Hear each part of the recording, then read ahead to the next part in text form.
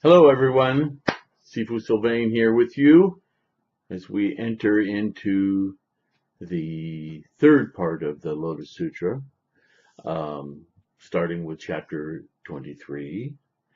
At this point, the sutra digs into some elaborate examples to reinforce what we've learned up to chapter 22. So in a way, it kind of changes form a little bit, not much, but it starts sounding more and more like previous sutra, except that now these chapters will um, uh, depend on what you've now learned in the Lotus. Okay. So let's do Daimoku Sancho, and we're going to rip into this. This is a big one. Chapter 23 is actually very significant culturally, historically, and in the Lotus Sutra as well. And there's some contemporary understandings that I want to lay on ya. Okay? So let's get our Buddha minds awakened and Daimoku Sancho. Nam Myoho Renge Kyo. Nam Myoho Renge Kyo. Nam Myoho Renge Kyo.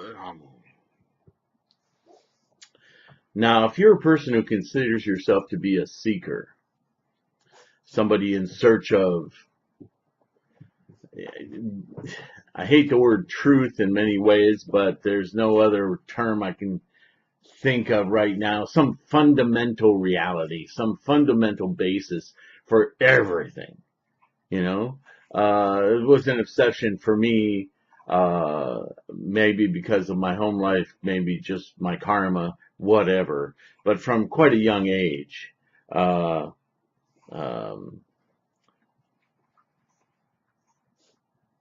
I don't know if I should admit this or not, but at 8 years of age, the world had become a place that just made no sense to me. And I decided that my place in it was not to be in it. And I went up, there were two, in those days, the slides in kids' parks or local community parks were of two sizes. There was like an 8-foot stainless steel, or not stainless steel, it was very heavy, um, uh, like a sheet metal, but it was heavy gauge. Galvanized is the word I was looking for. There's an 8-foot slide went all the way to the bottom. Then there was like the big kids slide. It was like 10 foot high. It was a big slide. And anyway, I went up to the top of that slide and I jumped off the side. Long story short, I woke up several hours later. Um, and, there's a saying in Montreal or in the suburbs of Montreal, every corner you turn is either a park or a steeple. Very Catholic area. But I only say that because there's so many parks that a lot of them stay empty throughout the weekday uh, during the day. And so I laid there, nobody saw me. But as fortune would have it, I woke up staring up at the sky, or I rolled over to stare up at the sky. 8-year-old memories are a little bit sketchy, but there are some very significant moments during this event that are still clear to me to this day. And I looked up into the sky, I was looking at some clouds, and then my vision was very cloudy anyway, foggy, I guess would be the word. I was having trouble focusing, and I had this vision, and it was a very simple vision of a lot of people looking up in my direction, not sometimes at me, sometimes next to me, whatever. There was just a lot of people, all seemed to be very attentive and joyful, and paying attention to something, and I was a part of that something. And that's about as much as I can really define And it didn't really last that long, or it doesn't seem to in my memory. But for whatever reason, at that moment, I sensed it as, this is your reason that you've been looking for. And ever since that day, I've been looking to define that reason. What is it? Why is it? How is it? When is it? All the W's, right? And so early on, I got involved in art, looking for answers there, looking for reasons there. So the way I approached art was like I approached everything. It wasn't just about pretty colors and image and copying from life or making um, uh, illustrations of things. That didn't interest me. What interested me was, how does this work? What do I uncover about being alive by doing this? And that's how I looked at everything. I got very involved in mathematics. I got very involved in science and chemistry, then astronomy and physics. And a lot of kids do. I'm not saying I'm singular in this way. I'm trying to identify signposts, if you will, of a personality that, or a character that seeks answers, and not just 1 + 2 = 3 answers, but more answers to amorphous, unclear questions. So those are more difficult answers, right? And I found a lot of wonder, glory even, in things that I found in chemistry, things that I found in science, in astronomy, in physics. Everything I studied had those moments of like, wow, this is amazing, right? And I had a large compendium of knowledge for a while, and a common thing that would happen with me with other kids was, how do you, either, oh, he thinks he knows everything, or the ones who remain friends with me would say, how do you know all these things? I wish I could. And my answer from a very young age was always the same. Everything, nothing's out of reach. I mean, no other form created this knowledge. People just like us created this knowledge. So everything, if you want to know what it is just a matter of application. And that's where this ties into today's talk. There is a type of seeker, and you may recognize yourself in this, and there was a stage where I was kind of like this, who, once you learn or get certain epiphanies at chasing something down, you seem to stagnate, or there doesn't seem to be any more available, or whatever. And you tell yourself, got to find something else. So you jump over here. And then you read the Kabbalah. And the Kabbalah, wow, that's interesting. A lot of the things the Kabbalah says, I read in Buddhism, blah, blah, blah, blah. And you start comparing those, and then, okay, there's nothing new to say. Well, let's look over here. What's the Quran say? What's the Torah say? Oh yeah, that Bible, I've read it too many times. Blah, blah, blah. And then you go on and on and on. And you look around. Then you go, well, science kind of answers. Oh, quantum answers that. Well, quantum, I'm making fun of myself here a little bit, because quantum definitely answered a lot for me. Especially these days, quantum is really pushing the limits of isn't duality, non-duality, but science is still wrestling with that, because it means that matter may not be the fundamental of everything. Particles aren't it. Energy seems to be taking over again in supremacy, and I think that is getting very close to Buddhism. But I've at some point I had to say, okay, art, history, chemistry, astronomy, Descartes, Foucault, Heidegger, on and on and on and on. All of these seem to, at some point, to kind of, they're in each other. There's a weave going on here.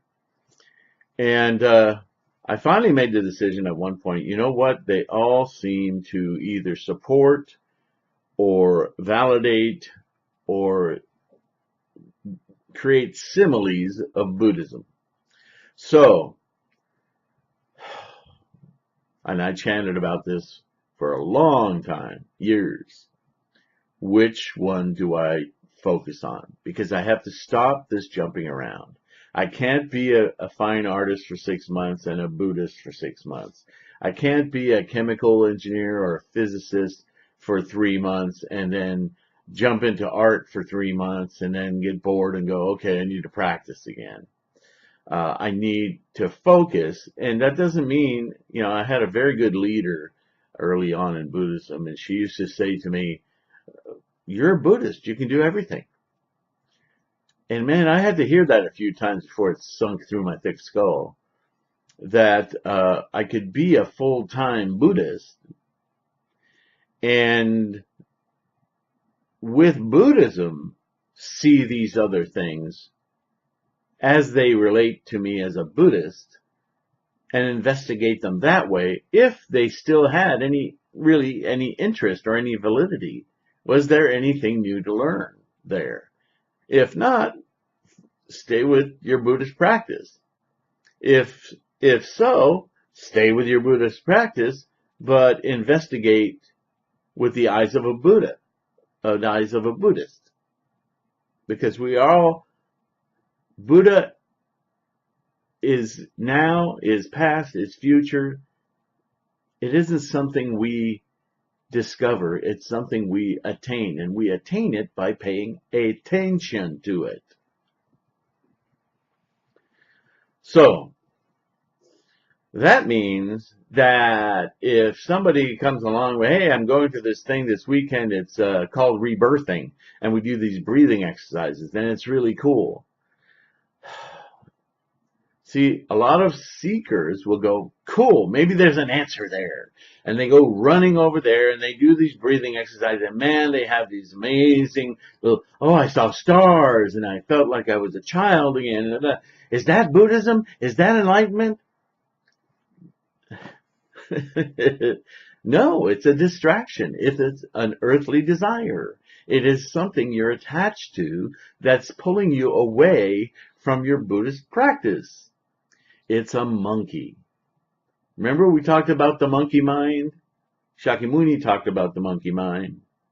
The earthly mind, the human mind, the samsaric mind is like a jungle full of monkeys in the trees, jumping from branch to branch. They don't know where they're going one moment to the next. They run into each other. They throw poo around. They're eating. They're all wanting, and if you're there, they're all wanting your attention. Me. But that's not why we're in the jungle. That's not why we're living our life, to listen to those monkeys. That's the monkey mind jumping around. All right. So now let's get serious. And let's get into this 23rd chapter. With that in mind, once again, as in all Mahayana Sutra, there again are very strong admonitions against the idea that you can take the early teachings of Buddhism and interpret them literally by word, thinking that attainment, Buddhahood, is only something that you can attain beyond this life. You know what I'm talking about, Hinayana, Theravada. Those people that still believe that the only way they can awaken their Buddha nature is by dying, by leaving this body. It's tragic. You're missing the point. Now, I have to take a short break. So I'll close this as an introduction, and then we're going to get into it, all right? Thank you so much. Be right back. Okay, sorry about that interruption. So I hope I don't lose my train of thought here, but chapter 23, Previous Lives of Medicine King Bodhisattva. Some of you may have heard this. This sutra became so important in China that it became its own school of Buddhism. Oh, I have so much to say about this, but I think what we'll do is we'll just dive into it, and I'll do my shtick as we go. And I think it'll become obvious to you. I guess the only other thing I wanted to say is I want to remind all of you of the nature of the teachings. Skillful means. Remember skillful means? Parable, simile. And the word that I brought into this a while back, hyperbole. You have to remind yourself constantly. And in our world today, we have information battering us from all, you've heard this ad nauseum, right? But truly, think about 2,600 years ago. All of the admonitions, not all of them, but a great many of the admonitions that Shakyamuni used for his disciples had to do with eating and sex. Because quite honestly, those were the two greatest diversions of life at that time. Where was your next meal coming from? And how is that going to satisfy this breeding urge? So if you were going to focus on Buddhism, first thing, you had to stop thinking about sex, and you had to be minimalist when it came to your food. Stop assigning so much importance to those two things. Well, how hard was that when that was the only thing you had to do? Now, in another way, we might have it just as hard or tougher today. Some people might say we have it easier, but I would be willing to submit that every person in every moment of the day has about 10,000 different things pulling at them to to distract them. And that's why I started talking what I did 15 minutes ago. Distractions, distractions, monkeys, monkeys, monkeys, monkeys. They're just getting more in number. They're breeding like crazy and they're getting louder. If for no other reason than to just quiet your experience of life. Buddhism is the only real answer. Now I bring this all up again, why? Because I'm about to read to you a very, this is an insane story. If you just read it for what it says, it's utterly insane. But Shakyamuni's trying to make a point here. He's trying to tell you that as far as you're willing to go, and it's not only here, it's in a lot of sutras. I will give up, I will tear off my skin just to hear another word from the Buddha. Sentences like that. Do you really think that somebody stood there and gnawed at their arm till they got a flap of skin and yanked it off their arms to prove to Shakyamuni that they really wanted to hear what he had to say? Hell no. Tried to make that as contemporary sounding as I could. No, but if you can imagine, and this is the key, if you can imagine the actual determination and conviction it would take to do that, that is the level of dedication, effort, focus, concentration that one should apply to study, to learning, to becoming, to awaken to our inner, inherent Buddha mind, nature, wisdom, whatever you want to call it, Buddha. That is always the point. And he goes through such great lengths to tell everyone, this is the point. And yet, hundreds of years of cultures have taken these words literally, created their own religion from it. They call it Buddhism, but it's not. I talk at great length about this, not great length, but at some length about this in my video about monks that immolate themselves, that burn themselves. Now you know what I'm talking about, right? Because you've heard of it. You've heard of it in recent histories. Buddhist monks in Vietnam setting themselves afire. oh my God, that is just not Buddhism. But more often than not, this chapter is the one they invoke and even recite while they're sitting there burning. And as I point out in that video, and I will point it out again here, when he gets through this whole horrific example, he says, but, all you have to do is read, recite, copy, get other people to copy, and you'll get 10 billion, trillion, zillion times more merit than anything this Medicine King Bodhisattva ever did. Pum, pow. Is that not huge? How could anyone reading this sutra not miss that sentence? They just willfully throw it away. Because for some reason in our human condition, it's so much more appealing to do the horrific than it is to do something that just requires a little bit of effort. It drives me crazy.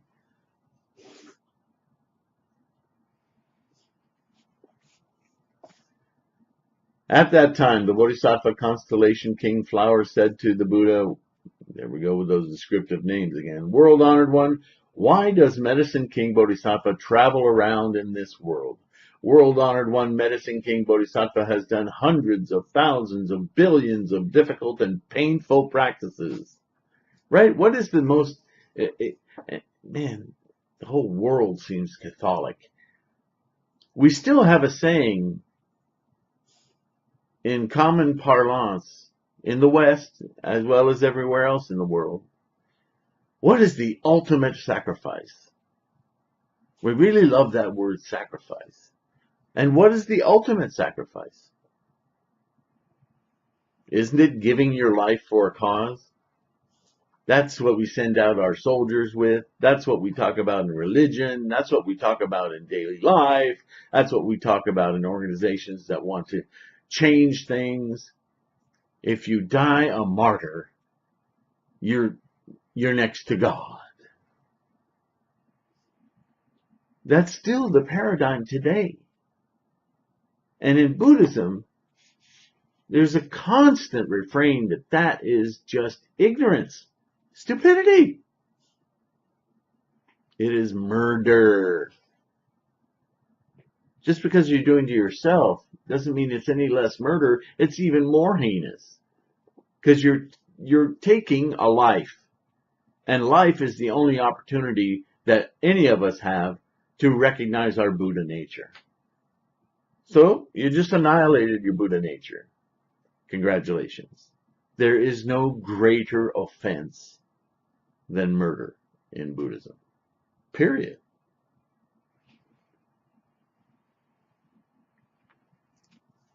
World Honored One, I beg you, please explain it a little. The gods, dragon gods, satyrs, centaurs, asuras, griffin, everybody, humans, non-humans, bodhisattvas, blah, blah, blah, as well as these Shravakas, will all be very glad to hear you. Then the Buddha, because surely after all these ultimate sacrifices he's made, he no longer needs to be here. He can go off to the Buddha land. You see the thinking here? It's completely wrong. So this is why I say, with chapter 23, we're done. We got the handoff in chapter 22. Go be a bodhisattva. Now chapter 23 kind of regresses a little and says, okay, to those of you who haven't been paying attention. That's what this chapter is about. Then the Buddha said to Constellation King Flower Bodhisattva, many eons ago, as incalculable as the sands of the Ganges, there was a Buddha named pure and bright excellence of the sun and moon, Tathagata. One worthy of offerings, truly awakened, fully clear in conduct, well done, understanding the world, unexcelled leader, trainer of men, teacher of heavenly beings and people, Buddha, world-honored one. That Buddha had 8 billion great bodhisattva great ones, and a great assembly of Shravakas, as many as the sands of 72 Ganges. The lifetime of that Buddha was 42,000 eons, and the lifetimes of his bodhisattvas were the same. Hyperbole, right? I don't mean to throw it away and discount it that much. I want you to understand that this was the way of explicating profundity. Please understand that we're talking about an immense inertia, an immense effort, an immense dedication, determinism of these people. That's what the hyperbole is about. It's not to be taken literally, but it's a powerful tool to expand your mind, your thinking. Got it? In his land there were no women, no one living in purgatories, no hungry spirits, no animals, no asuras, no difficulties of any kind. First thing, no women. Why do you think that is? It's the sex problem. No distractions, no diversions. He was completely focused. The land was as level as the palm of one's hand and made of lapis lazuli. It was adorned with jeweled trees, covered with jewelry, blah, blah, blah, blah, blah. There were platforms made of 7 precious stones. It was a perfect world. There was no encumbrances. He was so focused on his Buddhist practice that everything was ideal. So, lest any of you pop up and say, yeah, well, maybe that dirt pile got in his way. No, no, no. No obstacles. Completely focused determination here. Under all these trees, bodhisattvas and shravakas were seated, and above each of the platforms, tens of billions of gods were making heavenly music and singing praises of the Buddha as an offering. So, it's just an idyllic place, okay? Then that Buddha, because it's not a real place. He's saying, imagine if you could completely focus with this kind of determination without any obstacle whatsoever, what mind state you could achieve. Then that Buddha taught the Dharma Flower Sutra, the Myoho Renge Kyo, for the sake of the Bodhisattva seen with joy by all the living, all the Bodhisattvas and the multitude of Shravakas. This seen with joy by all the living Bodhisattva enjoyed severe practices following the teachings of pure and bright excellence of the Sun and Moon Buddha. He had made progress through perseverance, going about single-mindedly seeking to become a Buddha for a full 12,000 years. Single-mindedly seeking to become a Buddha. Nichiren quotes this. This is the attitude we have when we chant to Gohonzon. Single-mindedly wanting to become a Buddha.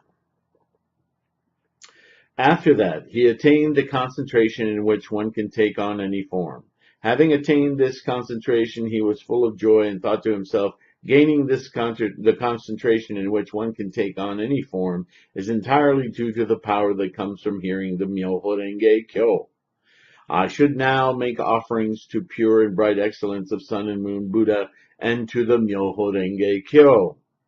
As soon as he had entered into this concentration, samadhi, meditation, he had mandarava flowers, great mandarava flowers, and fine dust of hard black sandalwood rain down from the sky, filling it and descending it like clouds. He also caused incense of sandalwood from the closer seashore to come down, 6 grains of these incense being worth as much as this whole world. All this he did as an offering to the Buddha.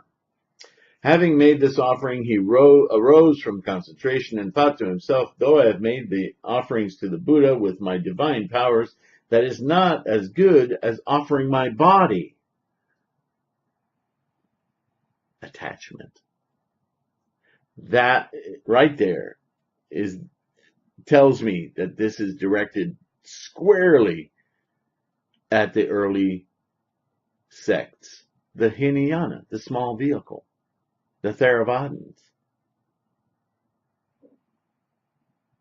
If you're talking in these terms, of unimaginable opportunity, beauty, idyllic space. There is no discussion about this mortal body. It has no value in this discussion. But suddenly, here it comes at the end of a sentence. All of these offerings that I've made, shook the sky, incense from the rivers, blah, blah, blah, blah, blah. Well, none of them are as good as offering my body. What? Let's go on. Then he put on many kinds of incense, sandalwood, ganda, kuruka, turushka, prika, aloes, and resin incense, and drank the fragrant oil of gardenia and other kinds of flowers for fully 1,200 years. And this is part of the ritual you'll read about when monks burn themselves. They cover themselves in flower oils, and they drink some flammable oils. With his body anointed with fragrant oil and wrapped in jeweled heavenly robes, he went before pure and bright excellence of sun and moon Buddha, anointed himself again with fragrant oil, and making a vow by his divine powers, set fire to his own body. Boom! There it is. An entire cult based on this story. And missing the point entirely. The light-illuminated world, as numerous as the sands of 8 billion Ganges, the Buddhas in those lands all praised him at the same time, saying, well done, good son. This is true devotion. It is what is called a true Dharma offering to the Tathagata.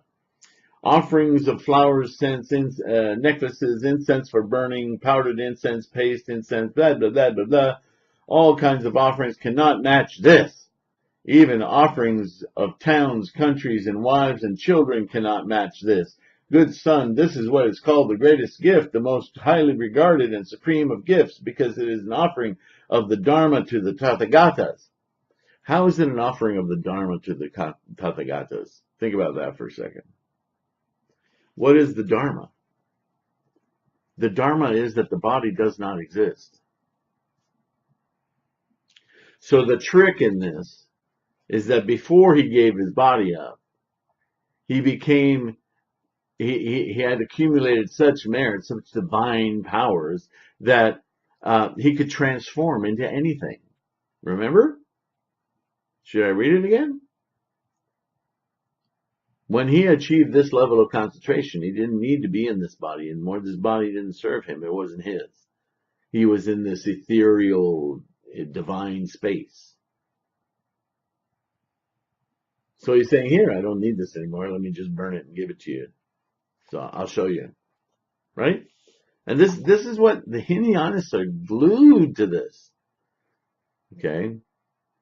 After saying this, they all became silent. The Bodhisattva's body continued to burn for 1,200 years, after which it burned itself out. After seeing with joy all the living Bodhisattvas had made this Dharma offering, and his life had come to an end, he was born in the land of pure and bright excellence of sun and moon Buddha, in the house of King Pure Virtue. He was born suddenly by transformation, sitting cross-legged. At once he spoke in verse for the benefit of his father. Now you should know, great king, having walked around in this world, I suddenly attained the concentration by which one can take on any form, and I practiced with great devotion by sacrificing the body I cherished. Now we have a little insight that a lot of people have been missing. This isn't about his actual body. He reached a level of concentration and insight. That's what enabled him to take on any form. He didn't turn into a mule and a crayon. This is a mental place. And I practiced with great devotion by sacrificing the body I cherished. Not my body, but the idea, the attachment, the cherishing of this body. He let it go. He didn't actually light his body on fire to turn it into ash, and it didn't burn for 1,200 years. He set it afire in his mind. He got rid of his final attachment. That's why it's a Dharma gift.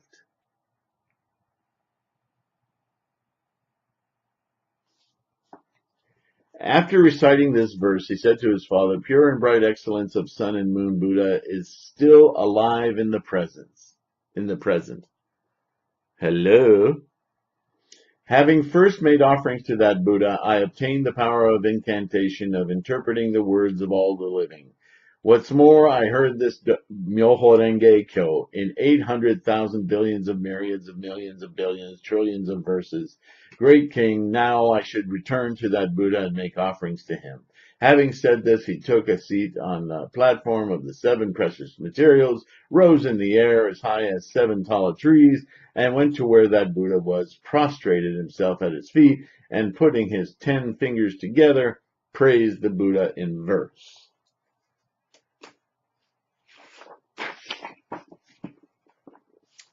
Most rare and wonderful countenance, your radiance illuminates the universe. I made offerings to you in the past, and now I've returned to see you again. Having recited this verse, seen with joy by all the living bodhisattvas, said to that Buddha, "World-honored one, is the world-honored one still alive in the world?" Then pure and bright excellence of sun and moon Buddha said to seen with joy by all the living bodhisattva, "My good son, the time has come for my nirvana. The time has come for my extinction. You may arrange a comfortable bed for me. Tonight I will enter complete nirvana." Again he ordered, seen with joy by all the living bodhisattva, "My good son, I entrust the Buddha Dharma to you. And I give to you all my bodhisattvas and great disciples, along with the Dharma of supreme awakening, the 3,000 great thousandfold world made of the 7 precious materials, with its jeweled trees and platforms and their divine attendants. I also entrust to you whatever remains there are after my extinction. Let them be distributed, and let offerings be made to them everywhere. Let thousands of stupas be put up." Having given these orders to seen with joy by all the living bodhisattva, in the last watch of the night, the Buddha, pure and bright excellence of sun and moon, entered nirvana. Then, seen with joy by all the living bodhisattva, seeing that the Buddha was extinct, was sad and distressed, and lovingly longed for him.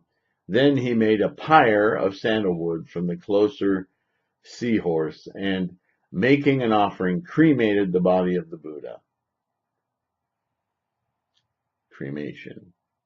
After the fire had died out, he gathered the remains, made 84,000 jeweled urns, and put 84,000 stupas as high as 3 worlds. These stupas were adorned with central poles hung with streamers and canopies and many jeweled bells. Then, seen with joy by all the living bodhisattva, once again thought to himself, "Though I have made all this offering, I am still not satisfied. I should make another offering to the Buddha's remains."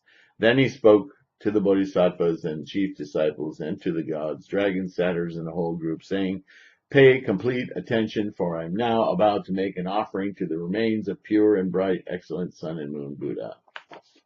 Where do you think he's going? Having said this before the 84,000 stupas, he burned his arms, which had 100 marks of good fortune, for 72,000 years.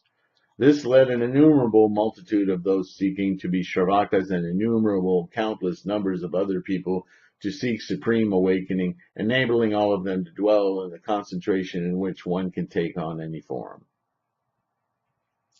Then all those bodhisattvas, human and heavenly beings, asuras and others, seeing him without arms, were troubled and sorrowful, and they said, "This, seen with joy by all the living bodhisattva, is indeed our teacher.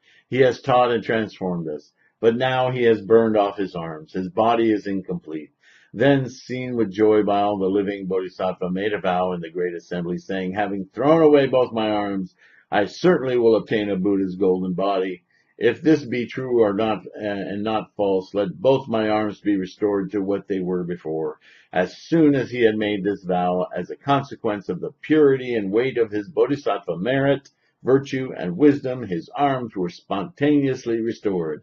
At that moment, the entire world trembled and it shook in the 6 ways. Treasured flowers rained down from the heaven, and human and heavenly beings all obtained something they had never had before.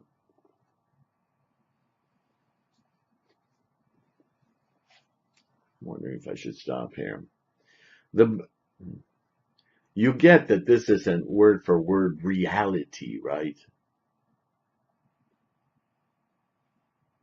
The Buddha said to Constellation King Flower Bodhisattva, "What do you think? Is seen with joy by all the living bodhisattvas some unknown foreigner? He is the present Medicine King Bodhisattva. He has thrown away his body as an offering in this way innumerable hundreds of thousands of billions of myriads of times. Constellation King Flower, if anyone aspiring for and seeking supreme awakening burns the fingers of his hand or even a toe or of his foot as an offering to a Buddha stupa, he will surpass someone who makes offerings with lands, towns, wives, children, mountains, forests, rivers, ponds, and other precious things of the 3,000 great thousandfold world." In other words, if you can mentally endure releasing your attachment to any part of yourself, S-E-L-F, the delusion that you are somehow separate from everything else, that there is a duality. If you can do that, it is far greater a mental determination, accomplishment, than giving away any material goods. The ultimate material good to give away in your mind is your own body. It is the last vestige of materialism. And I could do a whole video or several videos on the fundament of every philosophy and religion man has ever come up with. They're all based on the body. And what Buddha is doing here, what Shakyamuni is doing here, is saying, and you'll find out in a few stanzas here, that people were no different in his time. The ultimate sacrifice was considered the body. But he's saying this is a mental release. This is an attachment. Can you break that final attachment? Even if someone were to give a 3,000 great thousandfold world full of the 7 precious materials as an offering to the Buddha, great bodhisattvas, pratyeka Buddhas, and arhats, the blessings or the rewards or the accomplishments such a person would gain would not equal those of someone who receives and embraces even a single 4-line verse of this Dharma Flower Sutra, Myoho Renge Kyo. Happiness greater than this will not be found. I rest my case, Your Honor.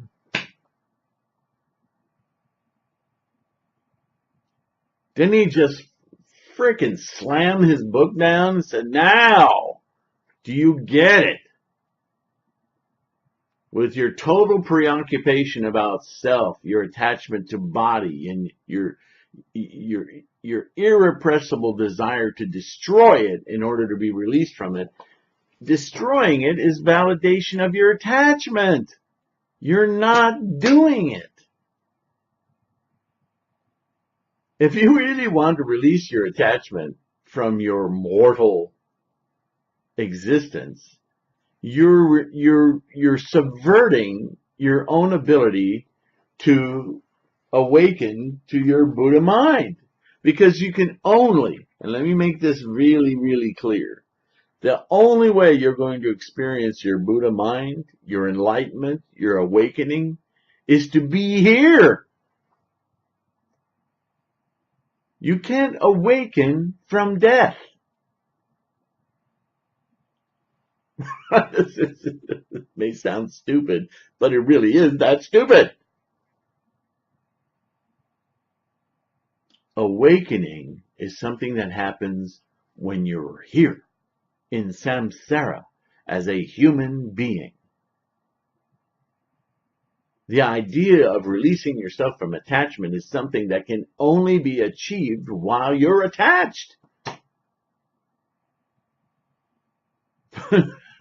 How is that not just simple? But people get caught up in all of these words. And that sentence alone, Shakyamuni says, look, even though, you give away just one finger, is greater than giving away all this stuff. All of this stuff about setting a fire and self-immolation and all that stuff. Even if somebody were to give away 3,000 great thousandfold world full of 7 precious materials as offerings to the Buddha, in other words, multiply that by numbers larger than you can think. What if you were able to burn your entire body 6 trillion zillion times? Whatever merit you would gain by doing that, a person would, whatever you would gain, would not equal those of someone, just one person, who receives, embraces, even a 4-line verse of this Myoho Renge Kyo. Happiness greater than this won't be found. How could they not read that? Was it too abstract? No, he doesn't mean that. What? What part of that isn't so clear? All right. We're going to go on because the examples in this chapter, they're pretty over the top, but they're very profound, and they really talk to the obstacle of being an obstinate human. How easily we're sidetracked and distracted. How easily we make up our own delusions on the fly and just compound our monkeys. It's so tragic comic. It really, really is. So that's part 1. There's a lot more in here. I really got fired up on this one, but this one I've been chanting about it. I want to be careful about it, but I also want to be so clear. I don't want people who refer to me for guidance to misunderstand what's happening here. Don't go douse yourself in kerosene. That's just idiocy. He's just pointed it out. Even if you could burn yourself 3,000 times, you wouldn't achieve the merit of just embracing a 4-line stanza out of Myoho Renge Kyo. Do Gangyo. Chant to Gohanzan. There's nothing that comes remotely close to your direct connection to clarity. Quiescence, quiet. It's not, for those of you who think that somehow you're supposed to hear fireworks go off and raise in the sky, like all the hyperbole in here and all of that. Stop it. Your Buddha mind is completely undisturbed. It's quiet. It's calm. It looks upon everything with a calm delight. Now, you could spend a lifetime compounding words and poetry and art and what have you, trying to define what that's like. Bottom line is, you'll never be able to. You simply have to experience it. And guess what? The only way you can experience something is here in samsara. Don't need to go no place. Okay? Daimoku Sancho, please. Nam Myoho Renge Kyo. Nam Myoho Renge Kyo. Nam Myoho Renge Kyo. Thank you so very, very much. See you in a few.